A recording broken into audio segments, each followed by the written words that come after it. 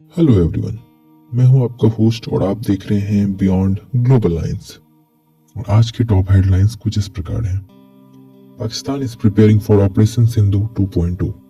Russia strikes Ukraine's capital Kyiv. India holds पीएटआई Poseidon deal from USA. Delhi blast investigation, 40 kg explosive clue।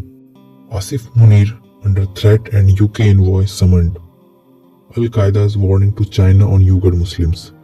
China sanctions US firms amid new strategy। Thailand-Cambodia ceasefire, fragile peace।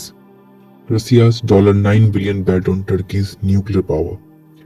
Israel recognizes Somaliland, the Red Sea game changer।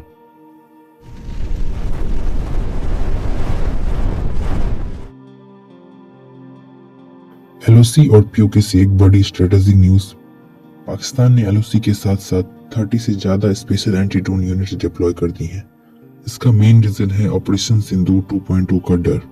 Report के मुताबिक Delhi blast के बाद पाकिस्तान को डर है कि Bharat drone strikes के जरिए बड़ा बदला ले सकता है। वहीं भारत अब नए हाई एल्टीट्यूड कॉम्बैट ड्रोन्स की प्रोक्योरमेंट पर तेजी से काम कर रहा है।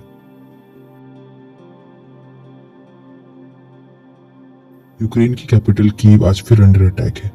रसिया ने करीब 650 ड्रोन्स और मिसाइल्स के साथ मैसिव अटैक लॉन्च किया है। कीव के मेयर ने कंफर्म किया है कि सिटी की पावर ग्रिड को भारी नुकसान हुआ है।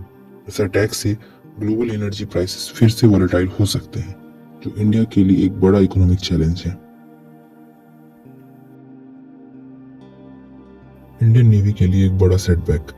भारत और यूएस के बीच 6 एडिशनल पीएटआई पोसाइडन एयरक्राफ्ट्स की डील फिलहाल हॉल्ट हो गई है। इसका रीजन है प्राइसिंग में अचानक आया 50% का जंप। नेवी के लिए यह सर्वेलेंस गैप चिंता का विषय है, क्योंकि इंडियन ओशियन में दुश्मन की सबमरीन्स की एक्टिविटी लगातार बढ़ रही है। इंटरनल सिक्योरिटी पर आज का सबसे बड़ा अपडेट। इन्वेस्टिगेशन में पता चला है कि दिल्ली ब्लास्ट केस में लगभग 40 kg एक्सप्लोसिव यूज किए गए थे, जो एक मैसिव कैजुअलिटी प्लान की तरफ इशारा है। होम मिनिस्टर अमित शाह ने डीजीपी को हाइटेंड सिक्योरिटी के निर्देश दिए हैं और साफ कहा है कि किसी भी गलती की गुंजाइश नहीं होनी चाहिए। पाकिस्तान में इंटरनल चॉइस पीक पर है। आर्मी चीफ आसिम मुनीर को यूके में एक रैली के दौरान डेथ थ्रेट मिली है। पाकिस्तान ने यूके के डिप्टी हाई कमिश्नर को समन करके इन्वेस्टिगेशन की मांग की है। एक अनस्टेबल पाकिस्तान और उसके मिलिट्री लीडरशिप पर खतरा भारत के लिए हमेशा बॉर्डर टेंशन का सबूत बनता है। जियोपॉलिटिक्स में एक नया टेरर एक्सेस खुल रहा है। अल-कायदा ने चाइना को जिनजियांग में यूगर मुस्लिम्स का ट्रीटमेंट पर खुली चेतावनी दी है। अल-कायदा लिंक्ड ग्रुप्स ने कहा है कि वो चाइना को उनके जुल्म का फल चखाएंगे। भारत के लिए यह न्यूज डबल एज्ड है। एक तरफ चाइना का फोकस वेस्ट की तरफ शिफ्ट होगा, लेकिन रीजन में रेडिकलाइजेशन बढ़ने का खतरा हमारे लिए भी है। चाइना ने आज 20 यूएस डिफेंस फर्म्स पर कड़े सैंक्शंस लगा दिए हैं, जिनमें बोइंग और नॉर्थरॉप ग्रामन शामिल हैं। ये यूएस द्वारा ताइवान को वेपन सप्लाई करने का बदला है, क्योंकि रिसेंटली ही यूएसए ने ताइवान के लिए अराउंड $11 बिलियन के डिफेंस सेल को अप्रूव किया है। साउथ ईस्ट एशिया में एक महीने की डेडली क्लैशेस के बाद, जिसमें 5 लाख लोग डिस्प्लेस हुए, थाईलैंड और कैम्बोडिया ने सीज फायर साइन किया है।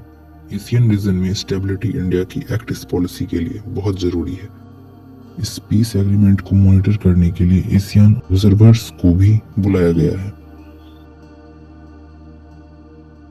टर्की ने अपना पहला nuclear power plant Akkuyu NPP launch करने के लिए रसिया से $9 बिलियन की फ्रेश फंडिंग रिसीव की है।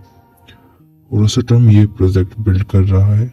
रसिया टर्की का यह नेक्सस वेस्ट एशिया में नए पावर सेंटर्स बना रहा है, जिससे यूएसए और नाटो का टर्की पर भरोसा धीरे धीरे कम होता जाएगा, क्योंकि S-400 की वजह से टर्की पर ऑलरेडी कैटसा सैंक्शंस लगे हुए हैं, जिसकी वजह से टर्की ऑलरेडी F-35 प्रोग्राम से बाहर हो चुका है। And the biggest diplomatic move, Israel ने सोमालीलैंड को फॉर्मली रिकॉग्नाइज कर लिया है और बदले में सोमालीलैंड इजराइल को अपनी टेरिटरी का एक्सेस दे सकता है और military base to monitor Houthis activity.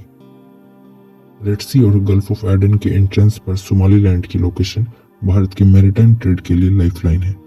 इस रिकॉग्निशन से चाइना की जिबूती में प्रेजेंस को काउंटर करने के लिए इंडिया को एक नया स्ट्रेटेजिक पार्टनर मिल सकता है। तो दोस्तों, ये थी आज की 10 बड़ी खबरें।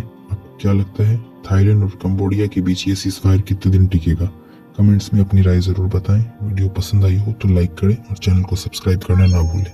मिलते हैं कल नए अपडेट्स के साथ, तब तक के लिए जय हिंद, वंदे मातरम।